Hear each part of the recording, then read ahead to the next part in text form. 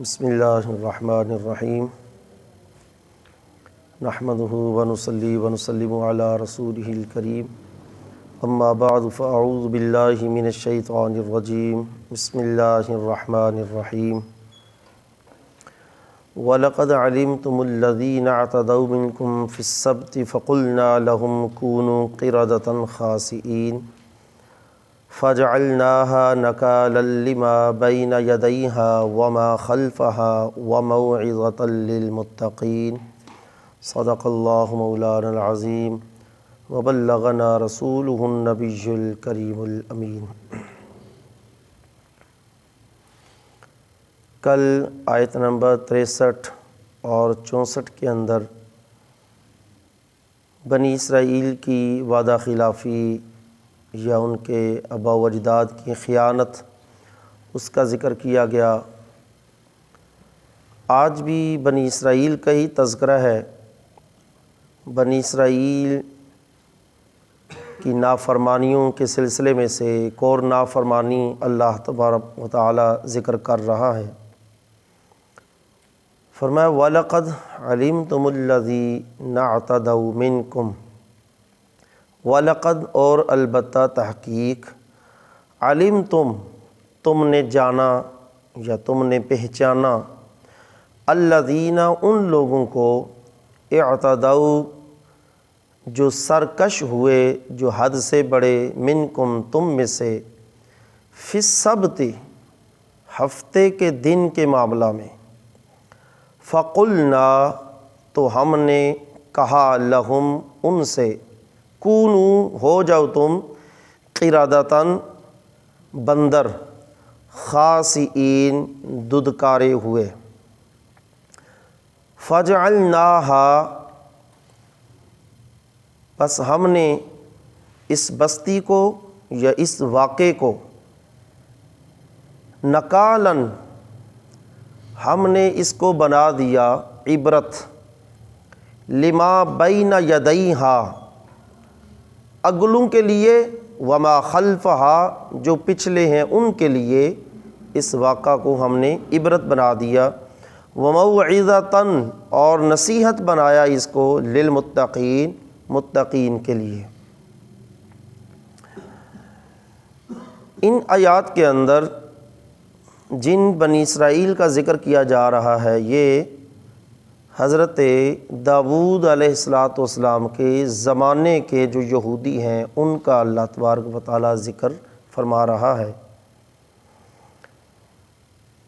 وَلَقَدْ عَلِمْتُمُ الَّذِينَ اعْتَدَوْا مِنْكُمْ فِي السَّبْتِ، البتہ تحقیق معلوم کیا تم نے ان لوگوں کو جو سرکش ہوئے تم میں سے، فی السبت ہفتے کے دن کے بارے میں۔ سبت کا معنی عظمت یا عظیم دن، یا سبت کا معنی قطع بھی ہے، اور چونکہ ان بنی اسرائیل کو حکم یہ تھا کہ تم نے ہفتے کے دن شکار نہیں کرنا، مچھلی کے شکار سے ان کو منع کیا گیا، اور حکم تھا کہ تمام کاموں سے قطع تعلق ہو کر صرف اللہ کی عبادت کے لیے یہ دن تم نے مخصوص کرنا ہے۔ تو اللہ فرماتا ہے اعتدوا منکم فی السبت، تو اے بنی اسرائیل تم میں سے جو سرکش ہوئے ہفتے کے دن کے معاملہ میں، فقلنا لہم کونوا قردۃً خاسئین، تو ہم نے ان سے کہا ہو جاؤ تم ددکارے ہوئے بندر۔ جب اللہ تبارک و تعالیٰ کی طرف سے یہ حکم آیا کہ ہفتے کے دن مچھلی کا شکار نہیں کرنا، اور یہ کون لوگ تھے؟ حضرت داؤد علیہ السلام کے زمانہ میں دریائے قلزم کے کنارے پر ایک بستی ایلا نامی بستی آباد تھی۔ اس بستی کے لوگوں کو اللہ کی طرف سے یہ حکم تھا کہ تم نے ہفتے کے دن مچھلی کا شکار نہیں کرنا، کیونکہ ان کا معاش کا ذریعہ جو تھا وہ یہی مچھلی پکڑنا ہی تھا۔ تو اللہ نے ہفتے کے دن کو عبادت کے لیے مخصوص کر دیا اور فرمایا ہفتے کے دن شکار نہیں کرنا۔ لیکن ہوتا کیا تھا یا تو یہ بطور آزمائش ہفتے کے دن سمندر کے اندر یا اس دریا کے اندر مچھلی بہت زیادہ ظاہر ہو جاتی تھی، پانی کی سطح کے اوپر بے شمار مچھلی آ جاتی، اور روح البیان کے اندر علامہ اسماعیل حقی رحمۃ اللہ علیہ تو یہ لکھتے ہیں کہ وہ مچھلی ہفتے کے دن اتنی زیادہ کیوں آتی تھی، وہ بڑی پیاری وجہ لکھتے ہیں۔ وہ فرماتے ہیں کہ وہ مچھلی جس نے حضرت یونس علیہ السلام کو اپنے پیٹ کے اندر محفوظ رکھا 40 دن کے لیے، وہ مچھلی ہفتے کے دن نمودار ہوا کرتی تھی، اور یہ دریا کی ساری مچھلیاں اس مچھلی کی زیارت کے لیے اوپر آ جایا کرتی تھی۔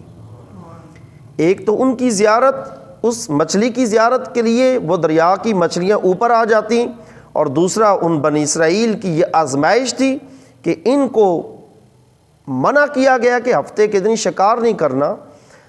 اب معاملہ یہ تھا کہ باقی دنوں کے اندر مچھلی پانی کے نیچے رہتی، ہفتے کے دن مچھلی جو تھی وہ اوپر اور کثیر تعداد میں ہوتی۔ تو شیطان نے ان کو وسوسہ ڈالا، شیطان نے وسوسہ ڈالا ان کو کہ اللہ نے تو شکار سے منع کیا ہے، کسی اور کام سے منع تو نہیں نہ کیا، اللہ نے منع کیا تو شکار سے۔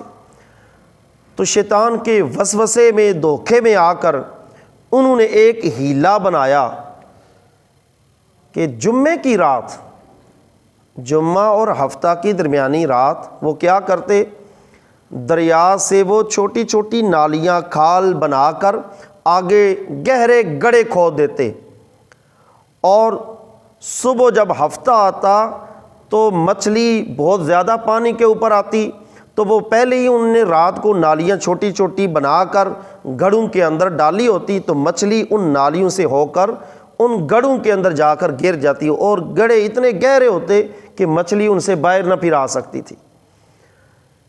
اور سارا دن یہ ہفتے کا گزرتا، اتوار والے دن جا کر وہ وہاں گڑھوں سے مچھلی نکال کر اس سے اپنا معاش کا وہ سارا ذریعہ کرتے اور آمدن خوب کماتے۔ یہ سلسلہ ان کا 40 سے 70 سال تک جاری رہا، یہ معاملہ ان کا، اور بے خوف ہو گئے کہ اللہ کی طرف سے ہمیں کچھ نہیں ہوگا، اللہ کی طرف سے کوئی ناراضگی کا معاملہ ہوتا تو ہم پر اب تک عذاب آ گیا ہوتا، لیکن وہ اس بھول میں تھے کہ اللہ تبارک و تعالیٰ ان کو ڈھیل دے رہا ہے۔ 40 سے 70 سال تک ان کا یہ معاملہ رہا۔ اب اس بستی کے اندر 3 گروہ بن گئے۔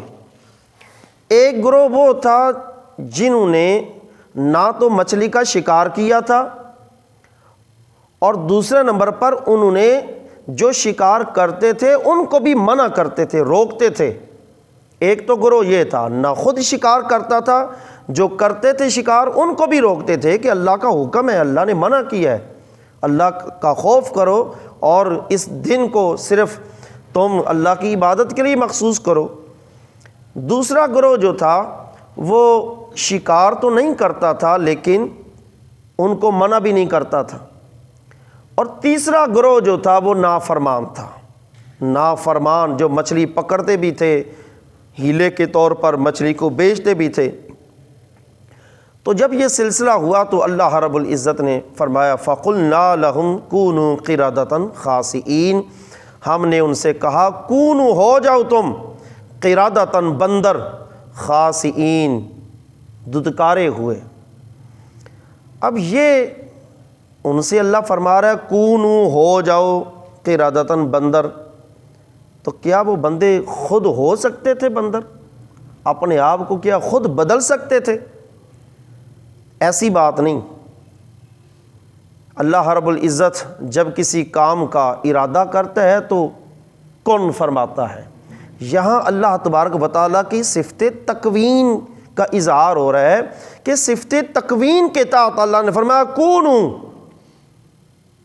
یہ کن جو ہے یہ واحد مذکر ہے، اور کونو جو ہے یہ جمع کا صیغہ ہے امر کا۔ تو اس ساری وہ بستی کے اندر جتنے نافرمان تھے ان سے اللہ نے فرمایا کونو ہو جاؤ بندر۔ یہ صفت تکوین کے تحت، یہ مطلب نہیں کہ ان کو حکم دیا تم اپنے آپ کو بدل لو، ایسی بات نہیں ہے۔ اللہ کی صفت تکوین کے تحت فرمایا کونو قِرَدَةً بندر ہو جاؤ۔ اب جو لوگ متقی تھے، جو شکار سے خود بھی باز رہے، دوسروں کو بھی منع کرتے رہے، جب ان کا معاملہ حد سے بڑھ گیا، باز نہ آئے، تو انہوں نے تنگ آ کر بستی کے اندر دیوار کھینچ دی۔ انہوں نے کہا یہ نہ ہو کہ تم پر ہمیں تو خطرہ ہے کہ عذاب نہ آ جائے، اور تم پر جب عذاب آئے کہیں اس عذاب کے اندر ہم بھی مبتلا نہ ہو جائیں۔ انہوں نے درمیان میں دیوار کھینچ دی، ایک طرف نافرمان اور ایک طرف فرما بردار۔ جب یہ معاملہ حضرت داؤد علیہ السلام تک پہنچا کہ اس طرح وہ بستی والے انہوں نے اللہ کے حکم کی نافرمانی کی ہے، تو حضرت داؤد علیہ السلام نے ان کے لیے بد دعا کی اور آپ نے ان پر لعنت کی۔ اور اس کا لعنت کرنے کا ذکر اللہ نے چھٹے پارے کے آخر میں ارشاد فرمایا، لعن الذین کفروا من بنی اسرائیل علی لسان داؤد و عیسی ابن مریم۔ اللہ فرماتا ہے بنی اسرائیل پر لعنت کی گئی لسان داؤد سے اور لسان ابن مریم سے، یعنی حضرت داؤد اور حضرت عیسیٰ علیہ السلام کی زبان سے اللہ نے لعنت کروائی ان بنی اسرائیل پر جنہوں نے یہ نافرمانی کی۔ اب حضرت داؤد علیہ السلام نے جب دعا کی تو رات کو ان کے چہرے مسخ ہو گئے، ان نافرمانوں کے چہرے مسخ ہو گئے، اور وہ حضرات جو اس سے باز رہے شکار سے، دوسروں کو منع بھی کرتے رہے، تفاسیر میں آتا ہے ان کی تعداد 12,000 تھی، جو فرما بردار تھے وہ 12,000 تھے، اور وہ روز صبح دیوار کے اس طرف ان کو آوازیں لگاتے تھے، دعوت حق دیتے رہتے تھے کہ تم اپنے عمل سے باز آ جاؤ۔ اسی طرح اس رات کے گزرنے کے بعد بھی وہ لوگ گئے، جا کر دیکھا نہ تو اس طرف سے کوئی آواز آ رہی ہے، نہ اس طرف سے کسی گھر سے کوئی دھواں اٹھ رہا ہے۔ وہ پریشان ہو گئے کہ آج اس طرف سے کوئی آواز نہیں آ رہی، کوئی دھواں نہیں اٹھ رہا کسی گھر سے۔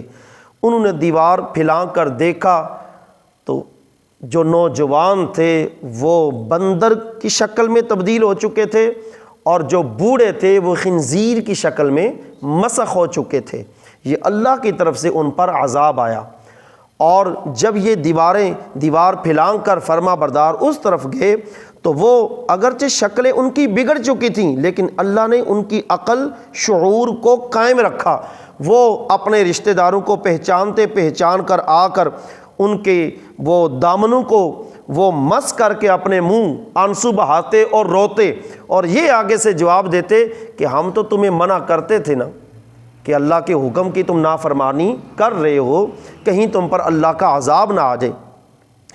اب یہ لوگ جو بندر یا خنزیر کی شکل میں مسخ ہوئے، یہ 3 دن تک یہ رہے، 3 دن تک۔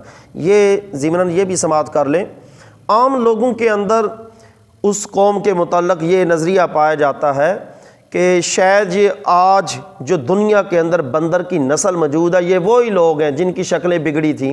ایسی بات نہیں ہے۔ دیکھیں اللہ تعالیٰ فرماتا ہے کونوا قردۃ، تم بندر ہو جاؤ۔ اس جملے سے پتہ چل رہا ہے پہلے سے بندر نسل موجود تھی، پہلے سے ہی بندر موجود تھے۔ یہ نہیں مطلب کہ وہ بنی اسرائیل بندر بنے تو وہ آج تک زندہ ہے، بلکہ حدیث پاک میں آتا ہے وہ بندر بنے تو 3 دن کے بعد وہ مر گئے، نہ ان کی نسل ہوئی اور نہ انہوں نے 3 دن کے اندر کچھ کھایا پیا، ان کی نسل نہیں ہوئی۔